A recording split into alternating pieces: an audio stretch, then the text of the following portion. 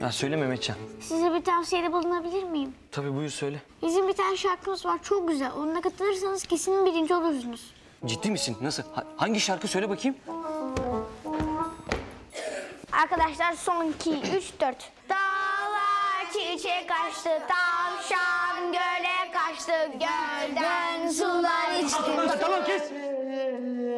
Bu ne ya? Dalga mı geçiyorsunuz siz benimle? Niye öğretmenim, beğenmediniz mi şarkıyı? Beğenmediniz mi diyor bir de ya. Hadi yürüyün, hadi gidin.